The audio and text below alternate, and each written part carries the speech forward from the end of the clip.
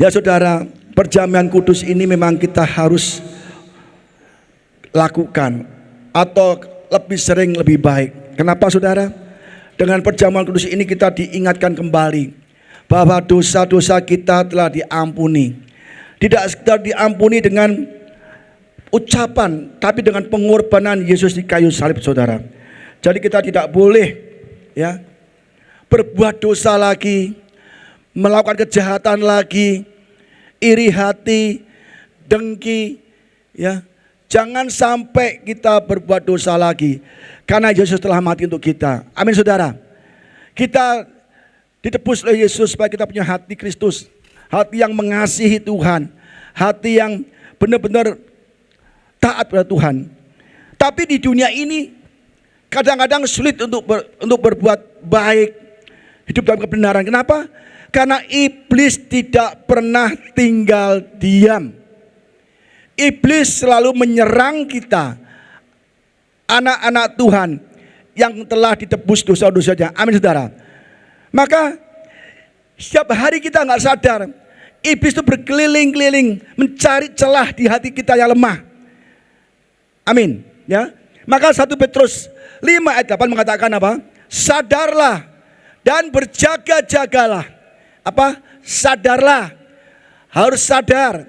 Ya. Katakan saudara, kamu sadar, ya, sadar gitu ya. Dan berjaga-jagalah.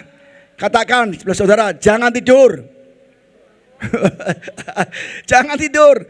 Berjaga-jagalah, jangan tidur. Tidur sih buat tidur. Tidur itu bukan tidur iman kita, jangan tidur ya. Kenapa? Lawanlah lawanmu isi iblis berjalan keliling.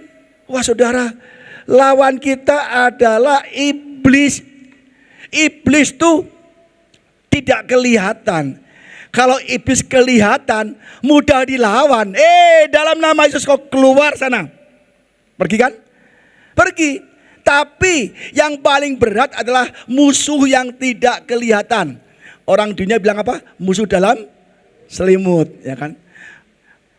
Amin saudara. Jadi musuh kita iblis berjalan keliling, ya keliling apa? Kelilingi kita. Seperti apa? Singa yang mengaum-ngaum dan mencari orang yang dapat ditelannya. Lah sekarang apakah kita orang yang dapat ditelan iblis? Kenapa dapat ditelan iblis? Karena kita tidak punya perlengkapan senjata Allah. Ya, hidup kita, tubuh kita harus diperlengkapi dengan senjata Allah. Apa itu? Firman Tuhan. Di sini ada patungnya, ya kan? Supaya saudara gampang kan? Ini apa namanya saudara? Ketopong keselamatan.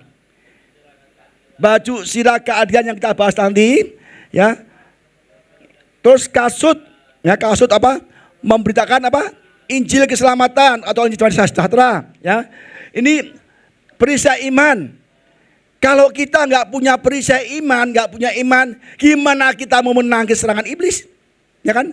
Zaman dulu kalau perang pasti punya perisai, ya kan? Sekalipun kita punya baju sirah, ya, yang dari besi atau dari yang metal, kalau diserang terus, lama-lama bolong. Maka kita juga perlu perisai iman. Sudah ada perisai iman, sudah ada perisai, sudah adalah baju lagi, lebih kuat kan? Tapi ini semua adalah apa namanya pertahanan. Pakai ketopong selamatan, ketopong untuk perang. Supaya kita kalau kejatuhan apa batu dilempar batu kita nggak mati kan? Tameng untuk apa? Menangkis serangan. Baju sirah menangkis tusukan, ya kan?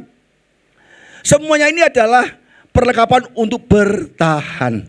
Tapi Tuhan kasih satu perlengkapan untuk melawan iblis apa? Dagger. Apa itu? Pedang roh dan juga doa. Ya. Jadi sebagai orang Kristen kita telah diperlengkapi senjata Allah untuk melawan iblis. Ya, kita lihat lagi, ya ini kita slide lagi, yang kemarin sudah kita bahas. Saya akan baca sekali lagi supaya saudara ingat, karena ini adalah intinya.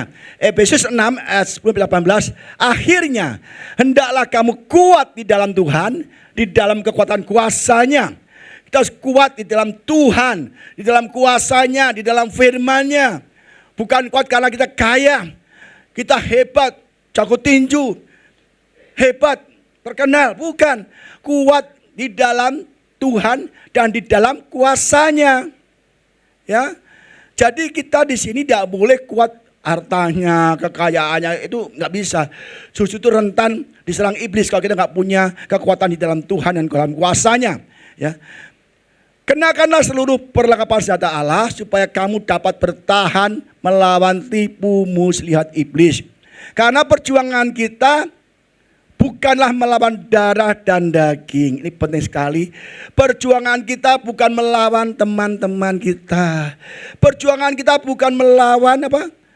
Teman segereja kita, bukan orang tua kita, bukan anak-anak kita, bukan menantu kita, bukan manusia yang pernah berselisih dengan kita, bukan, ya.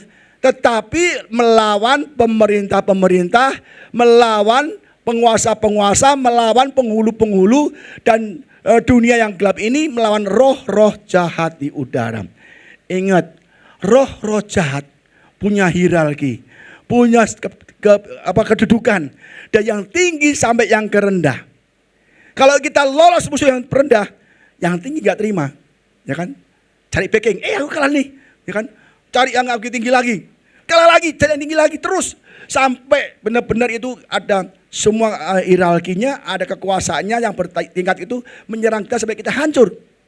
Lah, kalau banyak penguasa, banyak pemerintah, penghulu-penghulu, roh jahat di udara banyak banget.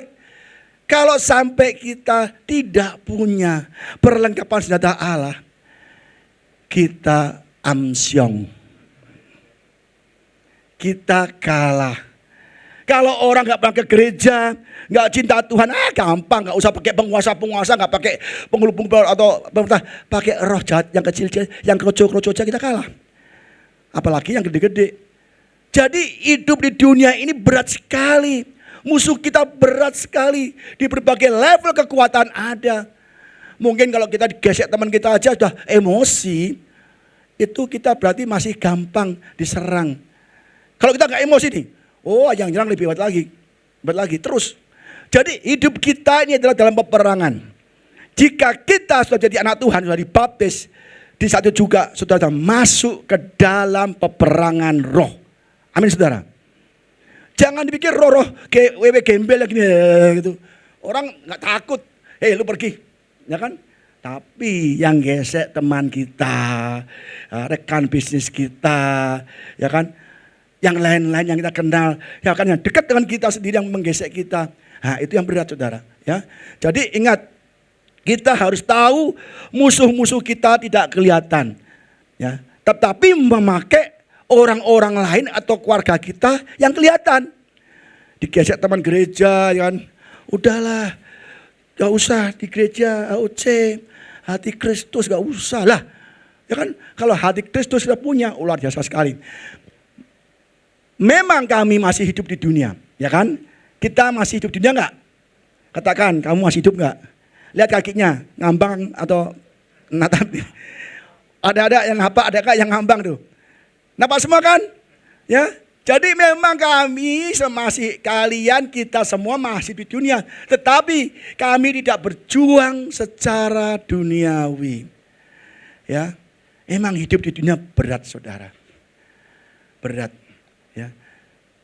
Karena senjata kami dalam perjuangan bukanlah senjata duniawi. Melainkan senjata yang diperlengkapi kuasa Allah, yang sanggup menentukan benteng-benteng. Kenapa kita perlu diperlengkapi kuasa Allah? Karena musuh kita juga musuh nggak kelihatan. Kemarin kita kasih tahu waktu itu main khotbah kemarin, perangan Yosua dan Amalek, ya kan? Yosua pakai anak buah hebat-hebat, tapi kemenangan atau kekalahan siapa menentukan? Tongkat Musa. Jadi secara roh, apa hubungannya kalau Musa naik tongkatnya menang, kalau turun kalah? Kan nggak ada hubungannya. Tapi ternyata yang jasmani, yang kelihatan ditentukan dari yang tidak kelihatan. Ya, maka untuk itu kita punya solusi, punya senjata, punya pertahanan yang bisa melawan roh-roh jahat di udara yang memakai teman-teman kita. Ya, yang memakai keluarga kita, yang memakai rekan bisnis kita. Apa itu? Jadi berdirilah tegap ya, tegap. Nggak ada prajurit berdirinya gini, nggak ada. Apalagi gini, nggak ada. Tegap prajurit, ya kan? Apa? Siap sedia, ya kan? Berikat pinggangkan kebenaran, kan sudah ya. Kalau kita nggak punya pinggang kebenaran, kita nggak dilingkupi, nggak dikelilingi kebenaran, itu firman Tuhan, kita mudah diserang, ya. Dan berbaju sirahkan keadilan. Di sini saya kurang cocok dengan keadilan, saudara. Karena saya cek righteousness itu adalah kebenaran, juga keadilan juga, tapi lebih cenderung ke kebenaran. Ya. Kakimu berkasutkan kerelaan dan Injil damai sejahtera. Hari ini pikirnya saya mau kebagian dua, baju sirah kebenaran dan kasut keadilan dengan Injil. Tapi kayaknya nggak keburu, saudara ya. Dalam segala keadaan pergunakan perisai iman. Ini perisai iman. Perisainya iman. Dilawan oleh iblis pakai iman. Dilawan oleh kekurangan pakai iman. Ya kan, kalau kita kurang duit, ya kan, jangan kita ngutang-ngutang, minta Allahku akan memenuhi segala keperluanku. Ya kan? Kita jangan takut, Allah dan roh ketakutan. Itu iman. Firman-Nya diucapkan dengan iman. Aku tidak pernah takut. Karena Allahku adalah Allah alam semesta alam, ya kan? Jadi kita punya iman, ya kan? Sebab dengan perisai itu kamu dapat memadamkan panah api dari si jahat. Lu kurang, udah lu korupsi aja deh. Nah, itu panah-panah api. Udah hajar dia aja.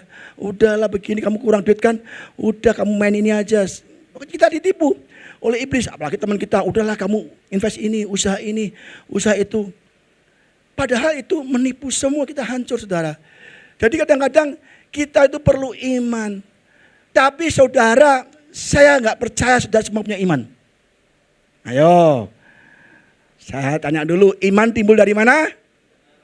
Pendengaran apa? Gosip. Oh, ini gosip. Pendengaran firman Tuhan. Kalau kita tidak baca firman Tuhan setiap hari, maka iman kita rapuh, bahkan kita nggak punya iman lagi. Itu jadi sasaran si iblis. Amin, saudara. Kita perlu iman. Iman adalah percaya kepada Yesus sebagai Tuhan dan Juru Selamat, sebagai penguasa hidup kita. Kalau kita punya iman, iblis gak bisa panah kita. Iman adalah perisai kita. Maka jemaat Heart of Christ hendaklah punya hati Kristus. Apa itu? Firman Tuhan. Kita judulnya Heart of Christ, tapi hatinya penuh kepahitan, dendam, ya kan? Penuh perselisihan, iri hati, ingin cari kaya. Ya. Perisai iman ini sangat kuat. Kalau punya perisai iman, punya Alkitab atau firman Tuhan dalam hati kita. Kita mau sakit, kita mau kurang, kita punya iman pada Tuhan dan Tuhan pasti akan tolong kita. Amin, saudara. Ya, jangan goyah. Dan terimalah ketopong keselamatan. Ketopong itu topi, ya, topi untuk perang. Apa? Melindungi otak kita, pikiran kita supaya nggak setengah on, gitu ya. Kurang setengah on ya. Kurang setengah on artinya miring dikit loh, ya. Supaya kita bukan setengah on secara itu medis, tapi setengah on secara iman, pikiran kita, ya. Itu benar-benar bahaya. Ngomongnya ngaco-ngaco. Ngaco-ngaco apa?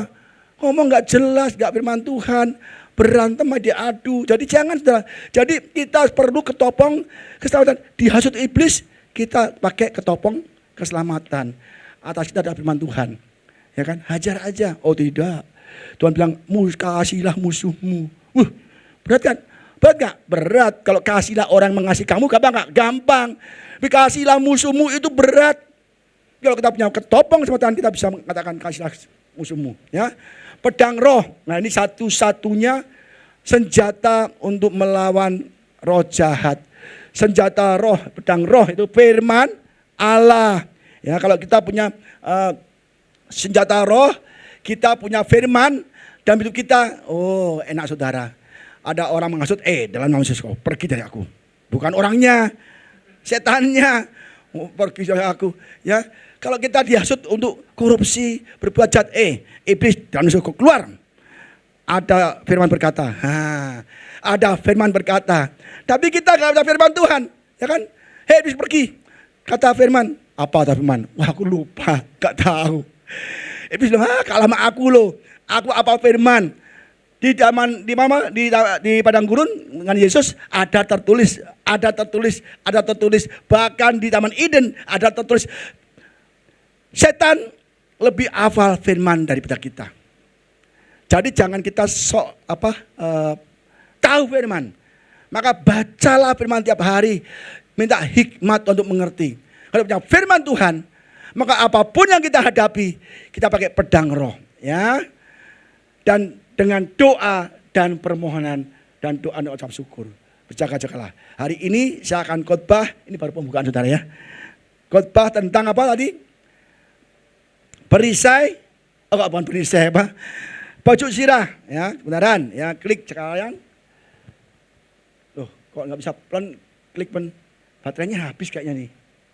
Ya, baju sirah keadilan, saya tambahi kebenaran. Kalau saya cek di Google, cek di bahasa aslinya malah lebih cenderung kepada kebenaran, ya. Breastplate of righteousness, kebenaran, ya kan. Jadi berdirilah tegap, ya, tegap saudara, enggak doyong-doyong gitu ya. Berikat pinggangkan kebenaran dan berbaju sirah keadilan atau kebenaran. Ya, kemarin sudah ikat pinggang, kita belajar mengenai baju sirah kebenaran. Kalau baju sirah itu apa fungsinya? Melindungi hati.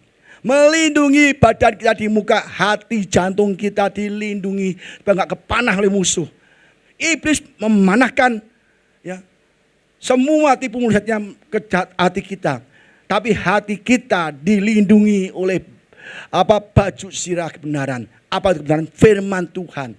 Kalau kita punya baju sirah kebenaran, maka iblis tidak bisa menyerang hati kita. Kita tahu musuh iblis apa? Kasih firman terus, ya kan? Kamu kekurangan, kamu ini, kita lawan dalam nama Yesus. Ada tertulis lah. Kita harus hafal firman Tuhan. Saudara, di zaman sekarang, zaman yang sangat berat, zaman susah kerja, susah kondisi tambah parah, tambah lama tambah parah. Benar saudara, dolar udah tinggi, semua barang naik.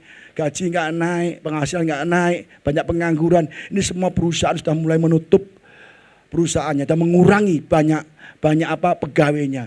Ya, jadi kita harus mudah, jangan saya dihasut ya. Jika kita katakan bahwa kita beroleh persekutuan dengan Dia, ya, namun kita hidup di dalam kegelapan, kita berdusta dan kita tidak melakukan kebenaran.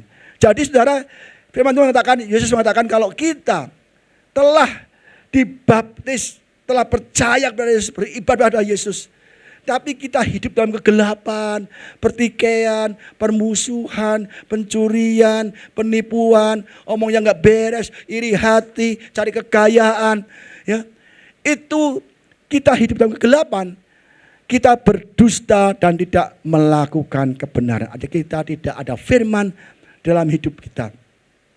Banyak orang dibaptis, ya kan? Bukan berarti dia bertobat. Saya berkali-kali kolam renang ini dipakai untuk baptisan. Baik gereja ini HOC, juga dari gereja-gereja yang lain banyak banget. Kemarin juga ada lagi baptis. Setiap minggu 2 minggu sekali ada orang baptis di gereja di kolam renang kita. Sempat saya ketemu mereka berkali-kali, saya tanyakan, kamu kenapa dibaptis? Ini siapa nih?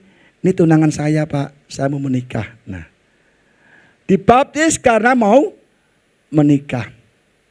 Beberapa kali saya tanya, kenapa kamu dibaptis? Ada urusan apa nih? Bertobat ya? Enggak Pak, kita harus dibaptis Pak, karena kita mau menikah. Berkali-kali saya tanya, kenapa kamu dibaptis? Karena ingin menikah, karena ingin dinikahkan. Ini bukan suatu kebenaran. Orang demikian pasti akan rontok di tengah jalan, akan hancur.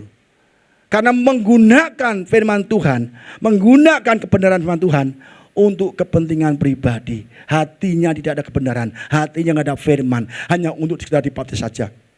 Ya, tapi saya percaya jemaat isi semua adalah yang memiliki hati Kristus.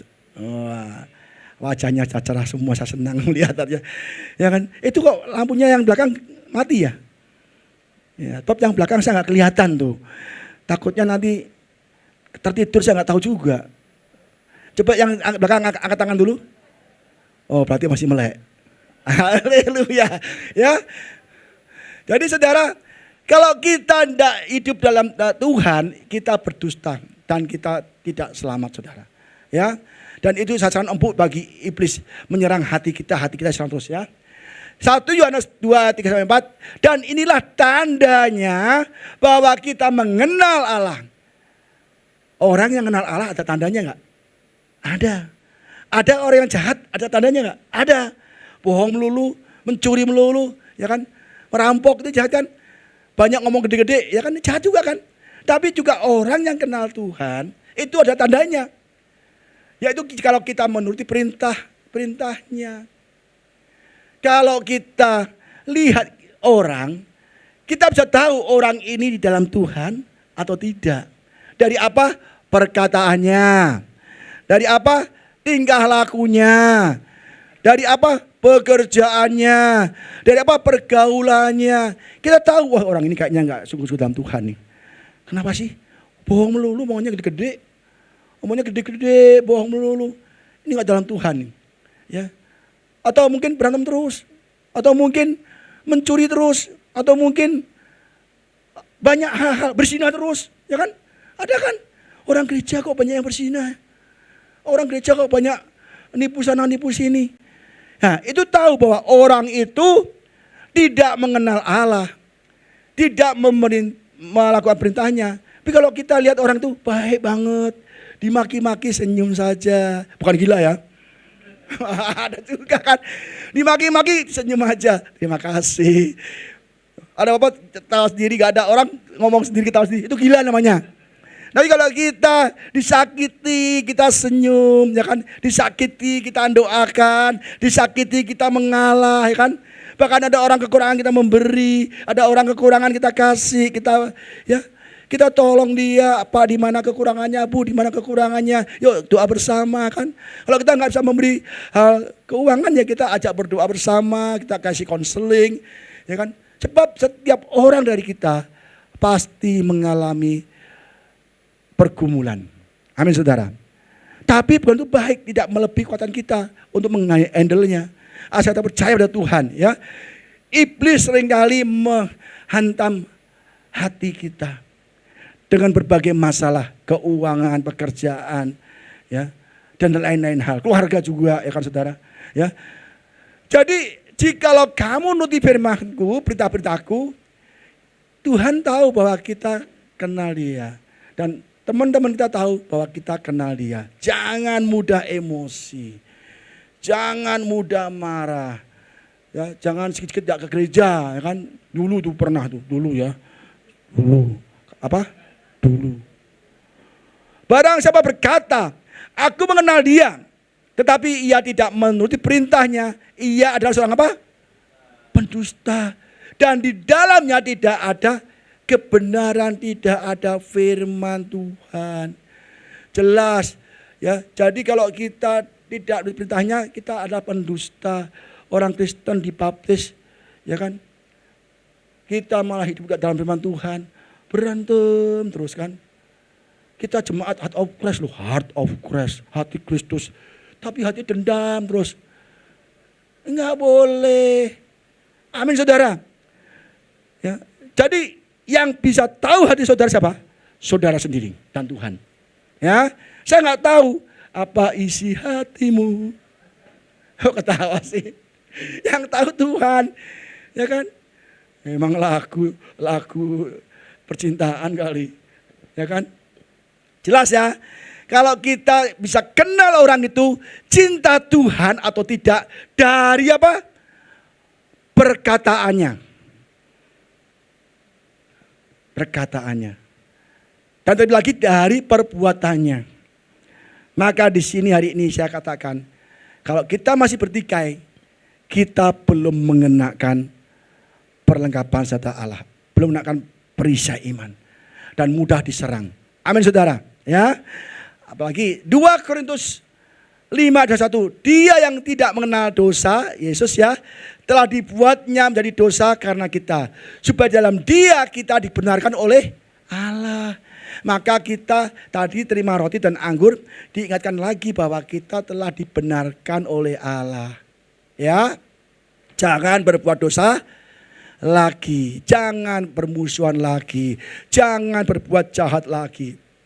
Tapi mengasihilah sesama kita. Berarti Yesus kata, kalau engkau mengasihi sesamamu, ya engkau mengasihi aku. Bahkan Yesus mengasihi kita semua. Dia mau mati bagi kita. Jangan sampai dihasut-hasut oleh orang untuk bertikai. Jangan dihasut-hasut. Karena kita rugi sendiri, ya. Amsal 4 ayat 23, jagalah hatimu apa? Dengan segala kewaspadaan, karena dari situ terpancar kehidupan. Hati kita harus dijaga. Pakai breastplate, pakai apa? Tameng badan kita, pakai perisai, ya, pakai baju sirah dari besi, ya, yang artinya adalah pakai penutup pelindung kebenaran itu firman Tuhan. Maka hati kita tidak mudah dihasut, tidak mudah emosi. Jagalah hatimu, ya, jagalah hatimu. Maka saudara, saya berkali-kali ngomong di sini, bacalah firman Tuhan setiap hari, ya kan? Bacalah setiap hari renungan firman Tuhan. Saudara benar-benar kalau pakai renungan Tuhan baca, saudara memiliki hati Kristus. Apapun yang terjadi dalam hidup kita, Tuhan pasti menolong kita. Amin. Ya. Terus apa lagi? Melakukan kebenaran dan keadilan lebih dikenan Tuhan daripada kurban. Jadi kalau kita yang persembahan, ya kan, belum berarti itu benar, belum berarti kita adil. Jelas dikatakan bahwa Tuhan itu melihat hati. Persembahan bagus. Karena dia ucapan syukur kita, memberkati gereja Tuhan, memberkati operasional gereja, harus itu, ya kan? Kita beribadah di sini dengan firman Tuhan. Masa kasih persembahan ke gereja lain, enggak mungkin juga kan?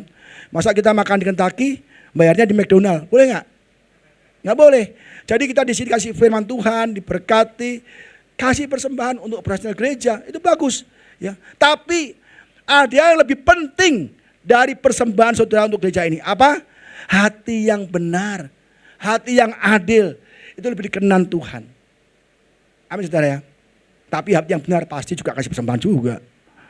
Iyalah, masa kalau dibenar gak kasih, enggak cerita gereja Tuhan, ya gak mungkin juga. Saya ngomong apa adanya saudara ya. Benar, saya tahu. Jangan sampai kita, aduh gereja lagi kasih minta ini enggak ya. Jadi inilah perlindungan kita saudara. Kita belajar hari ini benar. Harus kita berubah ya untuk menjadi orang yang berkenan di hati Tuhan. 1 Yohanes, loh ini jam berapa nih? Ini jam apa timer nih? Hah? Jam, oh tak kira timer, kaget aku. Kok waktu mau habis? Saya deg-degan loh, kok baru 2 saat sudah mau habis, nggak mungkin kan? 1 Yohanes 3:7-16 ya. Anak-anakku, janganlah membiarkan seorang pun menyesatkan kamu. Ya. Jangan ada seorang pun menyesatkan kita. Ya. Barang siapa yang berbuat kebenaran adalah benar. Sama seperti Kristus adalah benar. Nah, ini berat. Kalau kita berlaku benar, bertindak benar, saling mengampuni sesama kita, mengasihi teman kita, ngasihi musuh kita, dan kita saling rukun dan damai, ada kebenaran Kristus di dalam hidup kita. Tapi kalau kita bertikai, mencuri, berbohong, siapa yang ada di dalamnya? Apakah Kristus? Enggak pasti. Kristus mengasihi kok. Pasti bukan Kristus, ya iblis ya. Jadi ini barang siapa yang berbuat kebenaran adalah benar, sama seperti Kristus adalah benar. Barang siapa yang tetap berbuat dosa, berasal dari siapa? Dari siapa? Jangan berbuat dosa. Saudara, hatinya itu hati Kristus. Kalau berbuat dosa itu berarti bukan hati Kristus, hati iblis. Amin saudara. Kalau khotbah begini pada tegang semua kayaknya. Kayaknya kembali dipelototin terus. Ya nggak rela kayaknya ya. Tapi ini firman Tuhan. Barang siapa berbuat dosa berasal dari iblis. Sebab iblis berbuat dosa dari mulanya.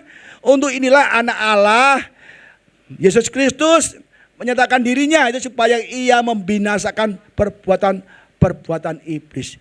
Yesus datang ke dunia memberikan firman-Nya untuk membinasakan iblis yang ada pada kita, yang menyerang kita. Iblis ada di mana-mana, ada di mana-mana. Melihat kita seperti singa yang mengaum-ngaum, siap menelan kita. Jadi kita harus hati-hati, harus selalu dilingkupi dengan perlengkapan senjata Allah, itu firman Tuhan. Ya, inilah tandanya anak-anak Allah dan anak-anak iblisnya. Ada tandanya kan, yang katakan anak iblis dan anak Allah itu ada bedanya. Tidak mungkin dong, aku anak iblis, anak Tuhan, nggak ada. Tandanya dari apa? Dari perbuatan. Kita lihat ya. Setiap orang yang tidak berbuat kebenaran tidak berasal dari Allah. Wah, berat sudah jadi orang Kristen. Ditampar kiri, kasih kanan, dikebukin, kasih semuanya. Ya kan, ditusuk biar aja deh, itu saudara. Susah jadi orang Kristen. Tapi ingat, kita akan hidup di surga untuk selama-lamanya. Kita di dunia hanya sementara. Tapi di surga nanti untuk selama-lamanya.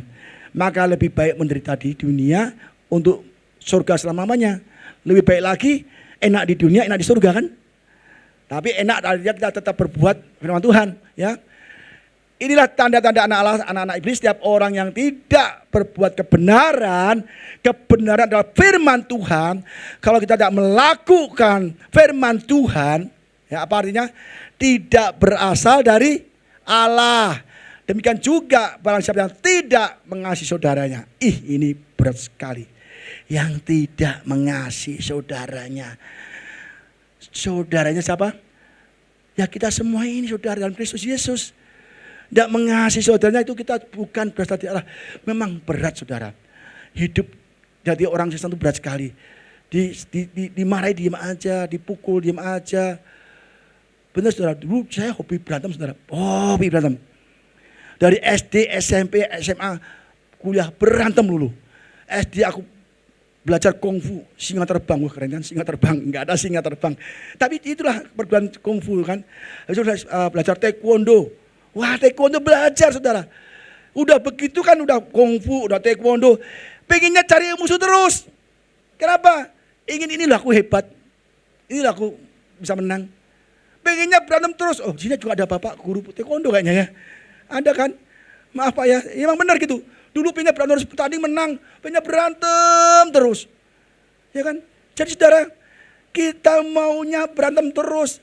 Gak mau mengasihi saudara kita. Dulu saya masih pacaran sama Bu Ida, saya kasih itu medalinya. Emas, masuk koran kan. Ya kan, sekarang gak perlu lagi ya. Saya lihat itu malah, waduh. Ya kan dulu kayak Paulus jahat, ya kan.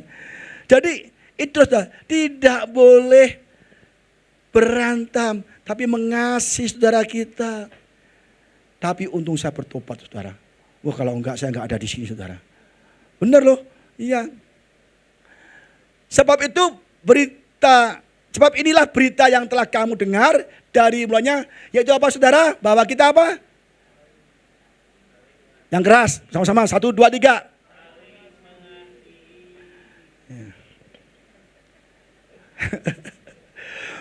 Terpaksa itu namanya. Terima kasih. Gak dipaksa pakai pistol. Ngomong gak lu? Tapi enggak kok. Saya tahu Albert ternyata saya mengasihi sama. Bener. Saling mengasihi.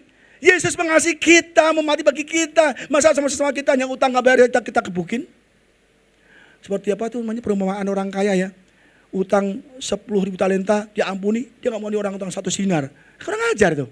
Kalau kita diampuni dosa kita oleh Yesus, yang banyak dosanya oleh kematian Yesus, masa kita hanya disakiti dikit, omongan gak enak kita marah? Jangan saudara. Jangan. Itu kita kena tipu muslihat iblis. Kena serangan hati kita. Dibikin panas. Mendidih. Bikin kopi aja sekalian. Mendidih. Ya. Kalau mau yang panas-panas saudara, di lantai 5 itu banyak dispenser. Kalau kurang panas aku masakin air nanti sekalian ya. Buat kopi tapi ya. Bahwa kita harus saling mengasihi. Yesus adalah kasih. Karena mengasihi kita, dia mau mati bagi kita. Yang berdosa ini biar kita bisa masuk surga. Kita mau gak mati untuk teman kita? Belum tentu mau, bahkan gak mau. Yesus mau mati untuk kita loh. Saat kita seteru Yesus, tapi kita hanya orang senggol kita. Lu juga gak punya mata lu. Dasar lu gak punya mata. Galak banget. Jangan. Di sini gak ada senggol. Oh luar biasa saudara, bro. Engkau luar biasa. Engkau temanku bro, ya kan? Ya kan? Temanku bro. Maaf ya, oh gak apa-apa, itu biasa kok, kesenggol itu biasa. Jangan kesenggol, kesandung aja gak apa-apa kok. Jangan kesandung, lu pukul juga gak apa-apa. Yang bener nih, kau pukul nih. Ya, dipukul langsung kepuk dan balik. Langsung enak aja, lu jadi pesanda lu kepuk beneran, gua hajar lu. Nah boleh saya. Bukan seperti Kain. Ya ini Kain nih. Yang berasal dari si jahat. Dan yang membunuh adiknya. Dan apakah sebabnya yang membunuh adiknya? Ayo. Sebab segala perbuatannya jahat. Perbuatan adiknya benar. Jadi orang jahat itu maunya merekam orang terus. Nyerang orang terus. Membunuh orang terus. Memukul orang terus. Memaki-maki orang terus. Lah hati kita di mana? Memaafkan orang terus atau memaki-maki orang terus? Makanya gerejanya memang hati Kristus. Supaya jemaatnya memiliki hati Kristus. Yang sabar, saling mengasihi. Kalau kita gak punya hati Kristus, kita gak masuk surga loh. Mau masuk surga gak? Yang mau angkat tangan dulu. Yang gak mau angkat tangan sekarang. Yang ragu-ragu angkat tangan. Wah kayak. Berarti saudara gak tidur, saya senang. Ya, janganlah kamu heran. Saudara-saudara apabila dunia membenci kamu. Nah, jangan heran dibenci, jangan heran. Jangan kaget. Kita tahu bahwa kita sudah berpindah dari alam maut ke dalam hidup. Kita dari dosa, dari alam neraka, sudah dipindahkan ke surga. Jangan sampai kita sudah dipindahkan ke surga sama Yesus, kita masuk ke neraka lagi. Loh kenapa kok kamu masuk neraka? Surga gak enak Tuhan. Nyanyi puji-pujian terus. Di sana ada Michael Jackson, ada Mick Jagger, ada lagu-lagu dunia yang enak Tuhan. Ya kan? Jangan saudara. Kita sudah dipindahkan dari alam maut ke dalam hidup. Yaitu karena kita mengasihi saudara kita. Barang siapa tidak mengasihi tetap di dalam maut. Jadi kita pindah dalam hidup yang kekal. Yaitu karena kita mengasihi saudara kita. Kalau kita nggak mengasihi saudara kita, ngamuk-ngamuk terus, musuhan terus, kita masih ada di alam maut. Nah loh, Pak Budi ini kayaknya galak sekarang nih. Ya ini benar. Yang ngomong bukan aku loh. Yang ngomong Yesus loh. Ini Yohanes loh.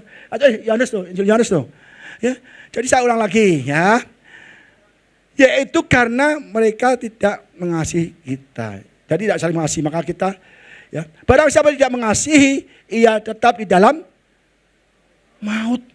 Ini saya garis besar. Setbul, pohon gedein lagi. Bersemua lihat. Kalau kita tidak mengasihi sesama kita, kita masih di dalam maut. Nah loh, pada pucat sekarang. Lucy gara-gara lu kok emosi Lucy. Aku kan bilang apa cek ngalah sih. Lu suruh gua hajar dia.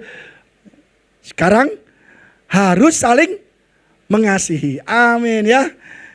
Pada kayaknya tegang semua. Setiap orang yang membenci saudaranya adalah apa? Seorang membunuh manusia loh. Kita benci aja. Itu membunuh masuk surga saudara. Ya. Jangan sekali-kali membenci orang lain. Bahkan Yesus kata, kasihilah musuhmu. Berdoalah untuk dia menganiaya kamu. Jangan kita lomba galak-galakan. Dia galak kita galak lagi. Wah. Jangan saudara. Itu boleh ada di drama film boleh.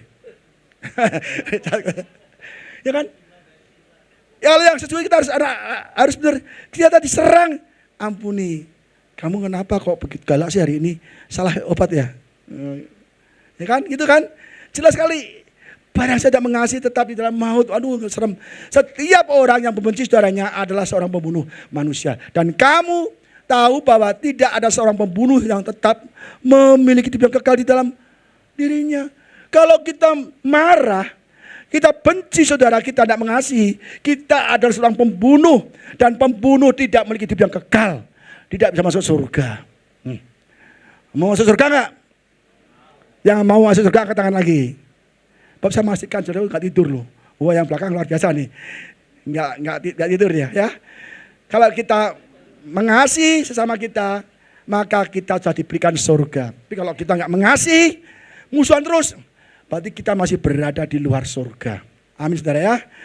Setiap orang, demikianlah kita ketahui kasih Kristus, yaitu bahwa ia telah menyerahkan nyawanya untuk kita. Jadi kita pun wajib menyerahkan nyawa kita untuk saudara-saudara kita. Wah, berat saudara. Berat nih. Kalau kita baik masih bisa ya.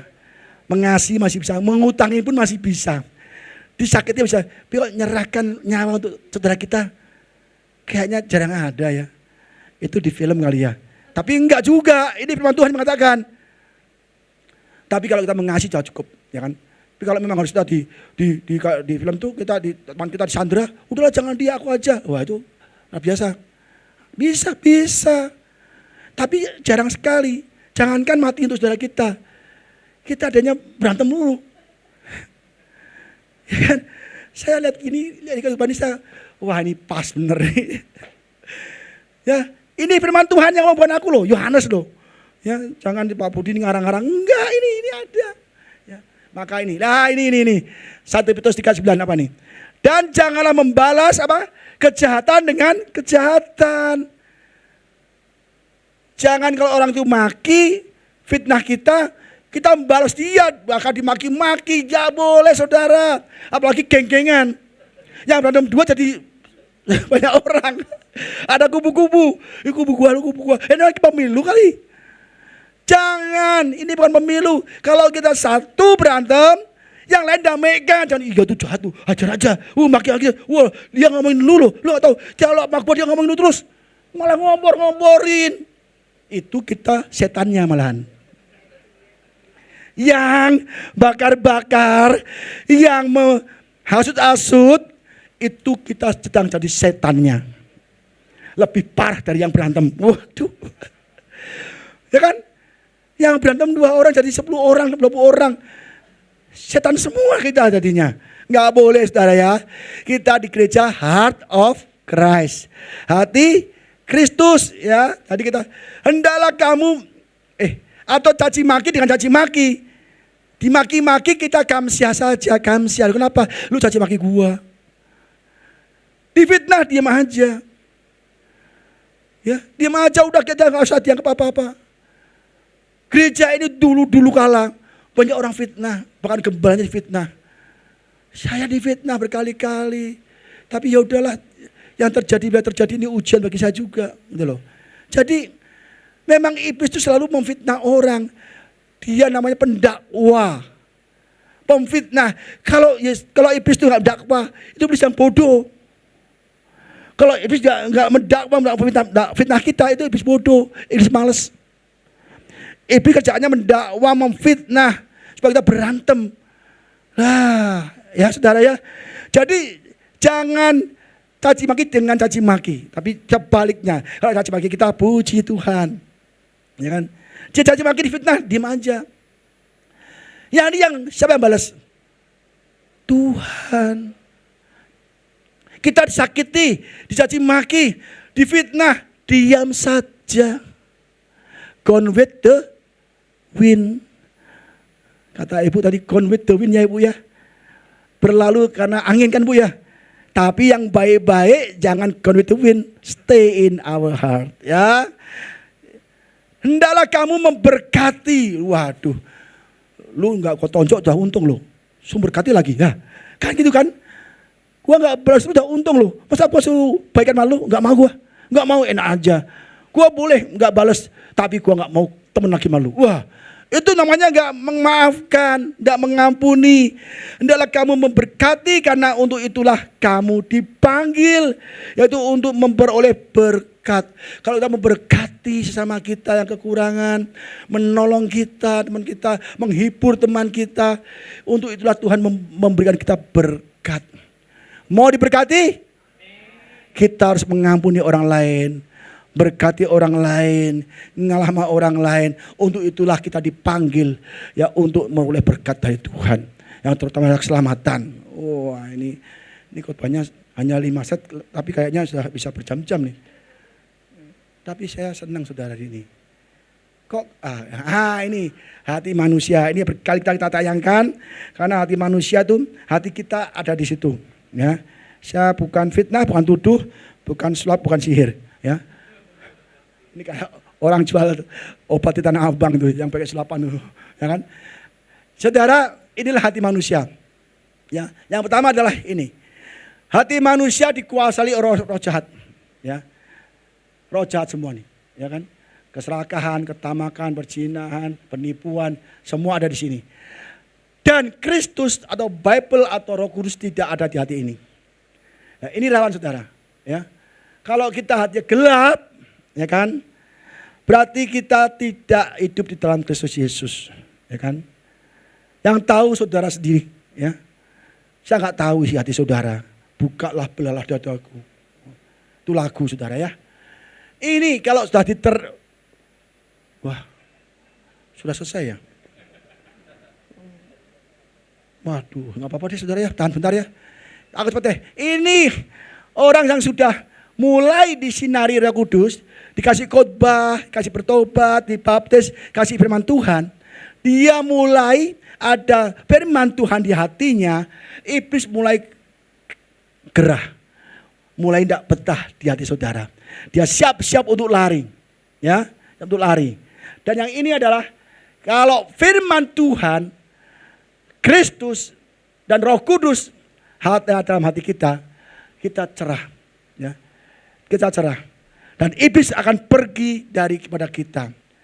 Nah sekarang saudara, kalau kita masih gampang emosi, gampang berbuat dosa, berbuat bohong, hati kita masih di sini saudara. Tapi kalau kita sudah mulai bertahan, bertobat, iblis sudah packing koper mau pergi, ya. Dia nggak nyaman lagi di hati saudara. Lah kalau sudah bertobat, iblis benar-benar pergi. Apakah pergi selamanya? Tidak. Dia tetap mengelilingi kita, menunggu celah lagi masuk, ya kan? Nah ini kalau Bible-nya ada ditutup lagi, iblis sudah mulai dekat lagi.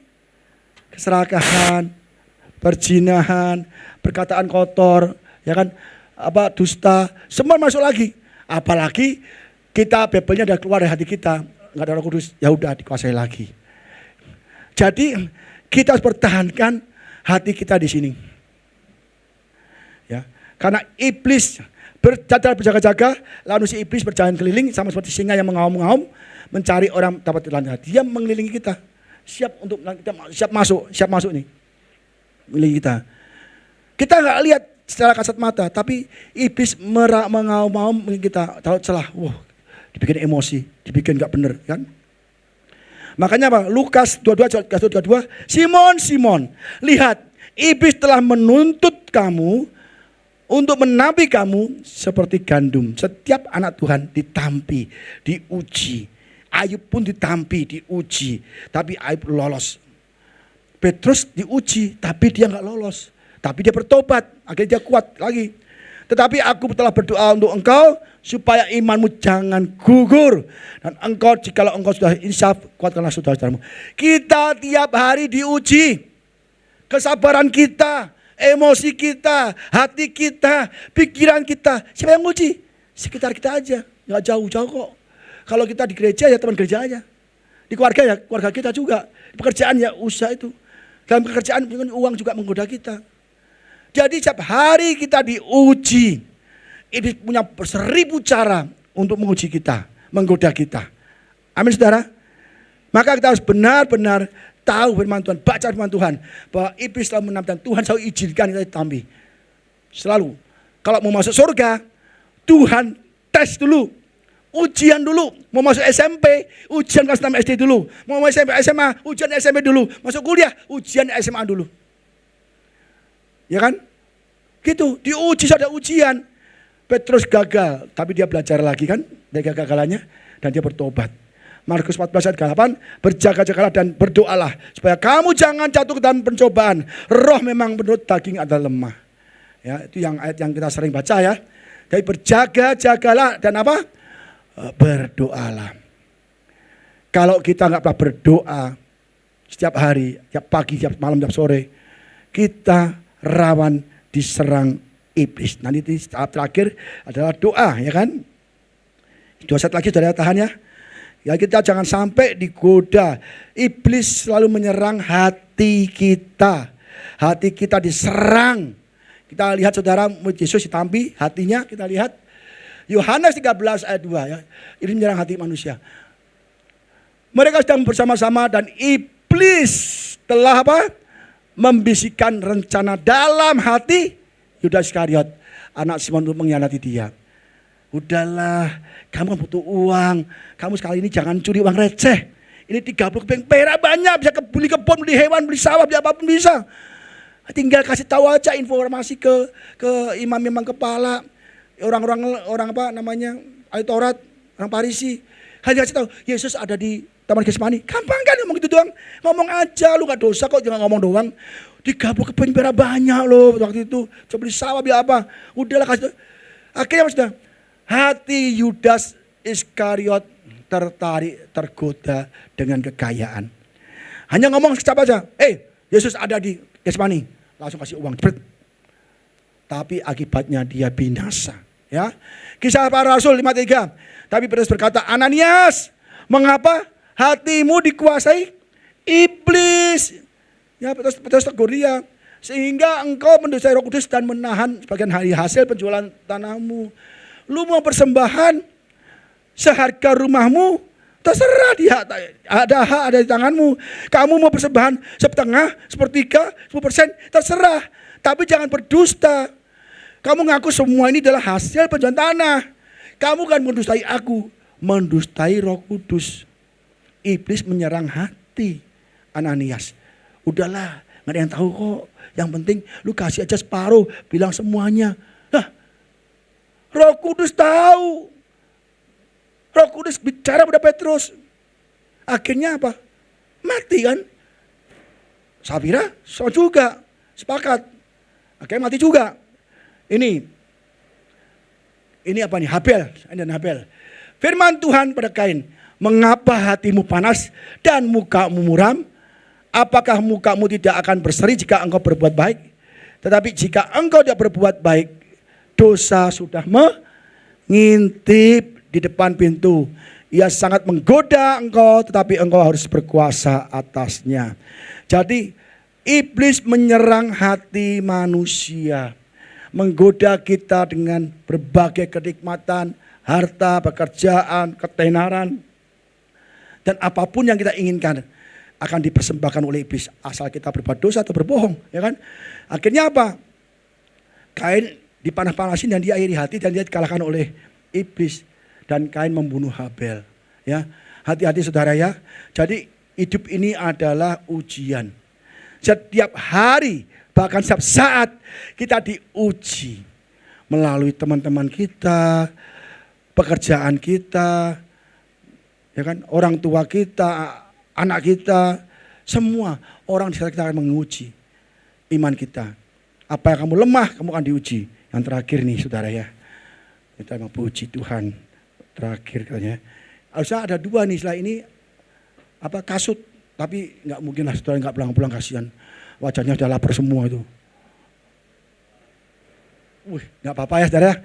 Kisah Para Rasul 16:5-23, Paulus dan Silas ada di dalam penjara. Ya, kalau orang di penjara senang apa sedih? Susah apa senang? Penjara susah, ya kan? Dalam tembok derita, ya kan? Susah kan? Tetapi kira-kira setengah malam, Paulus dan Silas berdoa, menyanyikan pujian kepada Allah. Dan orang-orang hukuman lain mendengarkan Allah. Bayangkan di penjara, Paulus dan Silas tidak menangis, tidak menyesal dia memberitakan firman Tuhan. Tapi dia apa? Berdoa dan menyanyi. Hatinya penuh dengan sukacita. Kalau kita susah, gak punya uang, ditipu orang, kita nyanyi atau sedih? Ayo. Sedih kan? Tapi tidak boleh. Paulus Silas didera, dipenjara, dibelenggu, dijaga, dikunci, digembok, dijaga ketat. Tapi dia tidak menangis, tidak menyesal mengikut Tuhan, tapi dia memuji, memuliakan Tuhan dan berdoa. Saya terakhir berdoa, ya. Akan tetapi terjadi gempa bumi yang hebat sehingga sendi-sendi penjara itu goyah. Sekitar itu juga terbukalah semua pintu dan terlepaslah belenggu mereka. Hati Paulus pakai baju sirah. Tidak sedih, tidak berduka, tidak nyesal ikut Tuhan. Tapi dia bisa bernyanyi, berdoa, muji Tuhan dengan suara lantang sampai semua orang dengar. Ketika kepala penjara itu terjaga dari tidurnya dan melihat pintu-pintu penjara terbuka, ia menghunus pedang hendak membunuh diri karena ia menyangka bahwa orang-orang kemarin itu telah melarikan diri. Tapi Paulus berseru dengan suara nyaring. Katanya, jangan celakakan dirimu sebab kami semua masih ada di sini. Wah, di tengah penderitaan, ya, yang kita alami, yang kita rasakan saat ini, kita harus tetap berdoa, harus tetap beribadah, harus tetap memuji Tuhan dengan suara nyaring. Memang berat, tapi tetap harus nyanyi. Bahkan kayak orang India dong, Pak. Di film India kalau sedih, nyanyi-nyanyi muter pohon. Ya kan? Saya dulu waktu SD sampai SMA tuh saudara, paling senang nonton film India loh. Dia patah hati, sedih, bisa muter pohon nyanyi-nyanyi loh. Kuce-kuce tahi gitu kan. Orang India saja bisa nyanyi saat susah loh saudara. Saat patah hati tinggal pacarnya. Kita juga demikian. Kita bukan nyanyi-nyanyi dunia, kita susah sedih nyanyinya dengan suara lantang. Allahku kan memenuhi kebutuhanku menurut kekayaan dan kemuliaannya. Amin saudara. Langsung itu malaikat semua nangis. Tuhan, kasih dia cien Tuhan, cien. Dia butuh cien Tuhan. Kasih cien. Ya. Pulang nyanyi. Tapi Paulus berkata sudah ya. Bersukacitalah senantiasa dalam Tuhan. Sekali lagi ku katakan bersukacitalah. Sampai 2 kali loh. Bersukacitalah. Sekali lagi nih. Gua katakan nih. Bersukacitalah dan Tuhan. Hendaklah kebaikan hatimu diketahui semua orang, Tuhan sudah dekat. Apa arti kebaikan hatimu? Kelakuan kita baik, mengampuni orang, tidak emosi, tidak marah, mencuri. Kebaikan kita diketahui orang. Bukan ngomong aku baik loh, aku ngutangin lu. Enggak. Ya artinya apa? Kebaikan hatimu, kebaikan kita mengasihi sesama kita. Orang melihat, wah ini anak Tuhan nih. Wah ini luar biasa. Ini Pak Richard ini disakiti apa, cuma senyum-senyum aja. Ya kan? Saya yang utang gak bayar gak apa-apa. Bahkan dikasih utang lagi. Lu mau utang lagi gak? Lu dulu gak bayar utang gua cetiau. Mau notio gak? Mau notio gak bayar lagi? Satio. Ini. Ya kan? Kalau kita berbuat baik, ya kan? Orang tahu. Kita sabar, orang tahu. Kita tidak emosi, orang tahu. Kita memaafkan, orang tahu. Supaya mereka bersyukur kepada Tuhan. Hendaklah kebaikan hatimu diketahui semua orang. Tuhan ada jadi teladan, jadi contoh, jadi terang. Ya jadi garam. Ya, amin saudara. Aminnya terpaksa kayaknya. Amin ya. Angkat tangan dulu semua, angkat tangan dulu. Yeay, khotbah berhasil. Tapi bener loh ya, jangan angkat tangan doang ya. Awas loh, ngancam mau ditanya. Tetapi buah roh, ya inilah. Apa itu berbuat baik? Kebaikan itu apa artinya? Artinya apa? Kasih, sukacita, damai sejahtera, kesabaran. Dimaki-maki orang sabar. Utang gak dibayar sabar. Difitnah sabar. Kemurahan, murah hati. Kebaikan, kesetiaan, kelemah lembutan, penguasaan diri ini bukan susah. Lu mukul gua sekali, gua pukul 5 kali loh. Ya kan? Kita mau balas lebih dari yang kita terima gitu. Disakit sedikit balasnya banyak. Jangan. Kita nggak ada penguasaan diri. Ini semua adalah perbuatan baik. Supaya orang melihat hidup kita, ya, orang melihatkan Tuhan. Amin saudara.